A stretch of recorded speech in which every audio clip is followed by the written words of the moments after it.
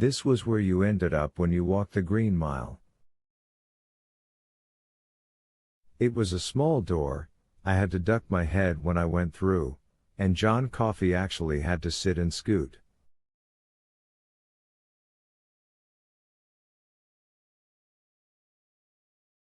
You came out on a little landing, then went down 3 cement steps to a board floor.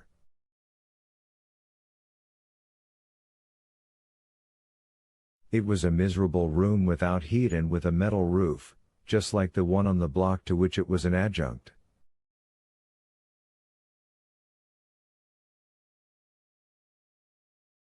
It was cold enough in there to see your breath during the winter, and stifling in the summer.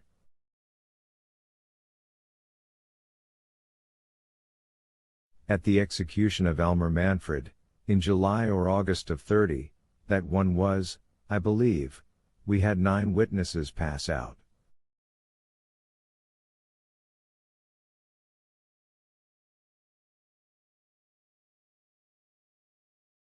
On the left side of the storage shed, again, there was life.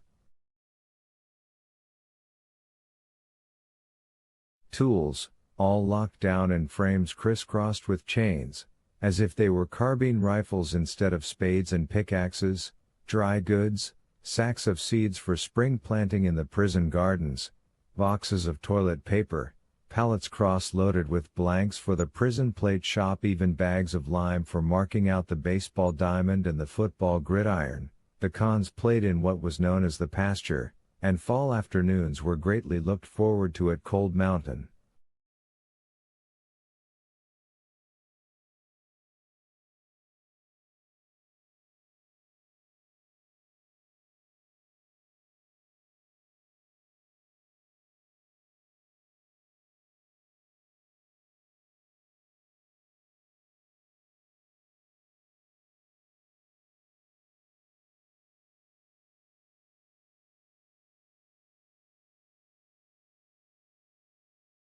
On the right, once again, death. Old Sparky his own self, sitting up on a plank platform at the southeast corner of the storeroom, stout oak legs, broad oak arms that had absorbed the terrorized sweat of scores of men in the last few minutes of their lives, and the metal cap, usually hung jauntily on the back of the chair, like some robot kid's beanie in a Buck Rogers comic strip.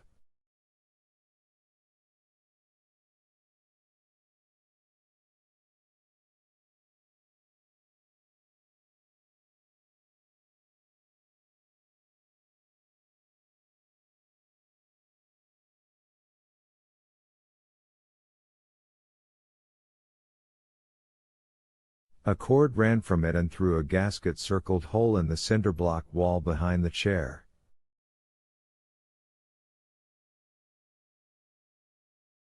Off to one side was a galvanized tin bucket. If you looked inside it, you would see a circle of sponge, cut just right to fit the metal cap.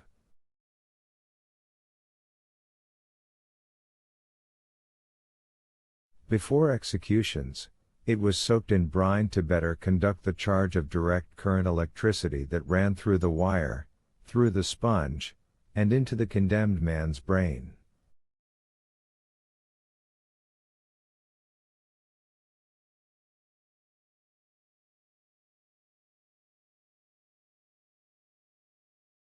Two was the year of John Coffey. The details would be in the papers, still there for anyone who cared enough to look them out, someone with more energy than one very old man whittling away the end of his life in a Georgia nursing home.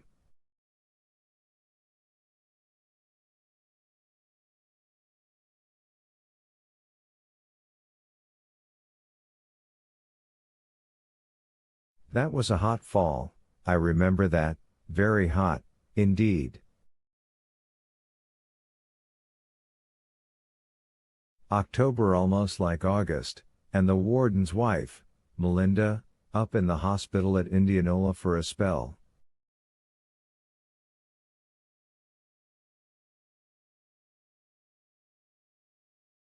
It was the fall I had the worst urinary infection of my life, not bad enough to put me in the hospital myself, but almost bad enough for me to wish I was dead every time I took a leak.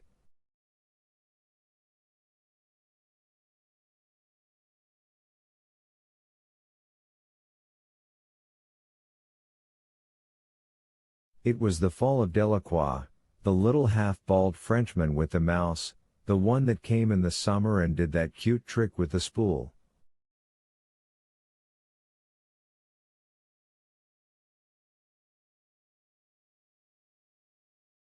Mostly, though, it was the fall that John Coffey came to E Block, sentenced to death for the rape murder of the Dederick twins.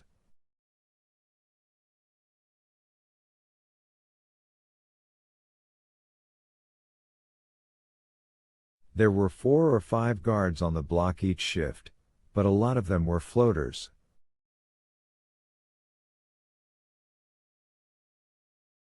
Dean Stanton, Harry Terwilliger, and Brutus Howell, the men called him brutal, but it was a joke. He wouldn't hurt a fly unless he had to, in spite of his size, are all dead now, and so is Percy Wetmore, who really was brutal not to mention stupid.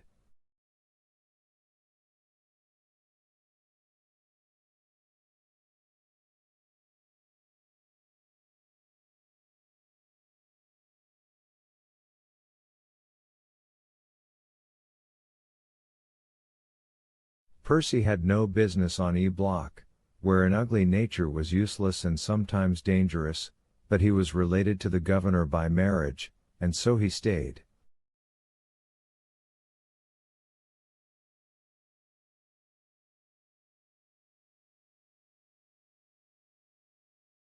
It was Percy Wetmore who ushered Coffey onto the block, with the supposedly traditional cry of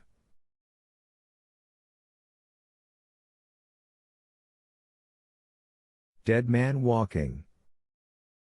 Dead man walking here." It was still as hot as the hinges of hell, October or not. The door to the exercise yard opened, letting in a flood of brilliant light and the biggest man I've ever seen, except for some of the basketball fellows they have on the TV down in the resource room of this home for wayward droolers I've finished up in.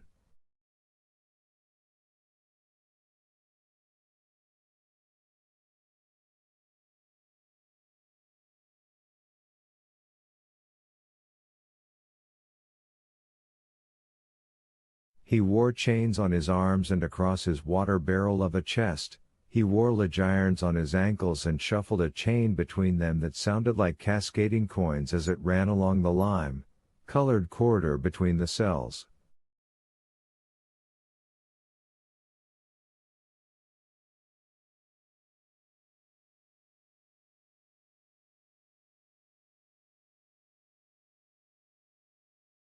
Percy Wetmore was on one side of him, skinny little Harry Terwilliger was on the other, and they looked like children walking along with a captured bear.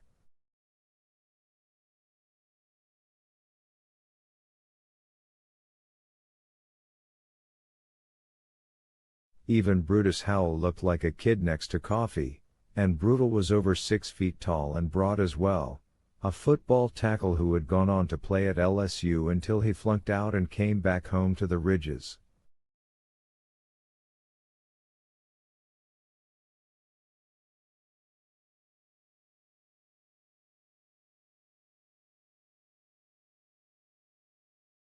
John Coffey was black, like most of the men who came to stay for a while in E Block before dying in old Sparky's lap, and he stood 6 feet, 8 inches tall.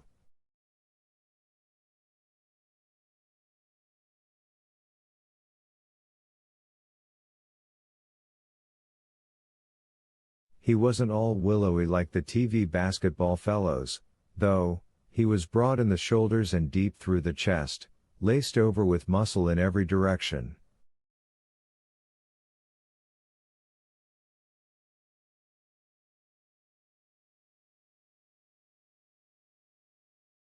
They'd put him in the biggest denims they could find in stores, and still the cuffs of the pants rode halfway up on his bunched and scarred calves.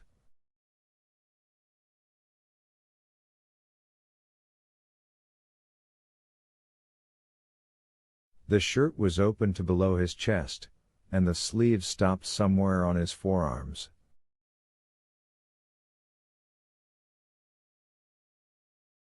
He was holding his cap in one huge hand, which was just as well, perched on his bald mahogany ball of a head. It would have looked like the kind of cap an organ grinder's monkey wears, only blue instead of red.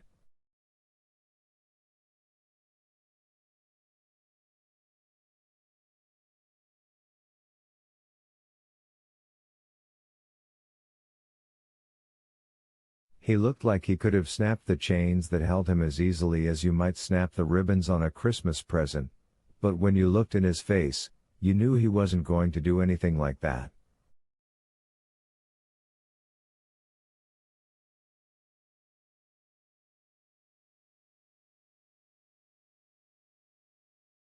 It wasn't dull, although that was what Percy thought. It wasn't long before Percy was calling him the idiot, but lost.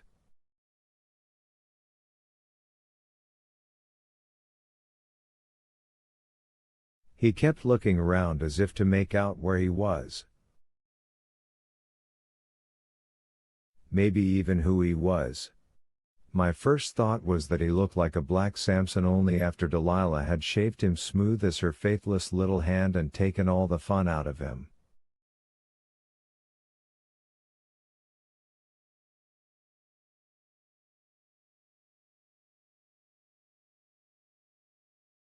Dead man walking. Percy trumpeted, hauling on that bear of a man's wrist cuff, as if he really believed he could move him if Coffee decided he didn't want to move any more on his own.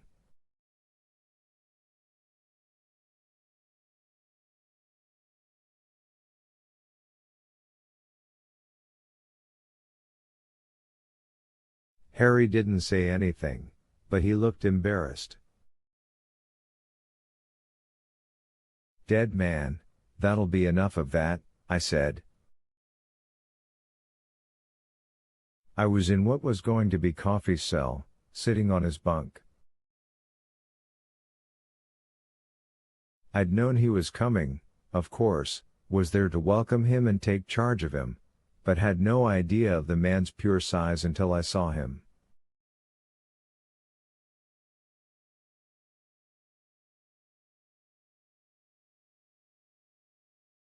Percy gave me a look that said we all knew I was an asshole, except for the big dummy, of course, who only knew how to rape and murder little girls, but he didn't say anything.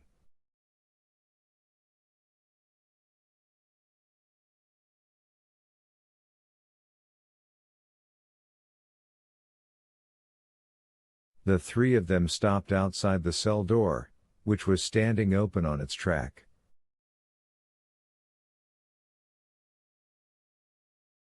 I nodded to Harry, who said, "Are you sure you want to be in there with him, boss?" I didn't often hear Harry Terwilliger sound nervous. He'd been right there by my side during the riots of 6 or 7 years before and had never wavered, even when the rumors that some of them had guns began to circulate, but he sounded nervous then.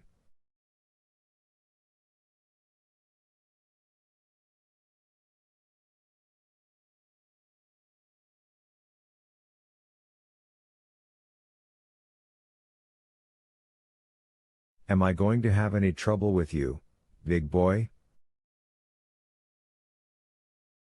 I asked, sitting there on the bunk and trying not to look or sound as miserable as I felt. That urinary infection I mentioned earlier wasn't as bad as it eventually got, but it was no day at the beach, let me tell you.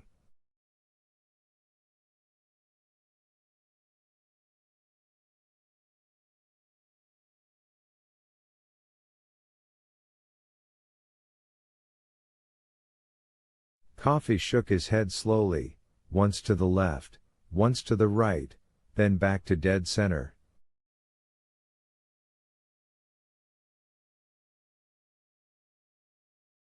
Once his eyes found me, they never left me. Harry had a clipboard with coffee's forms on it in one hand. Give it to him, I said to Harry. Put it in his hand. Harry did,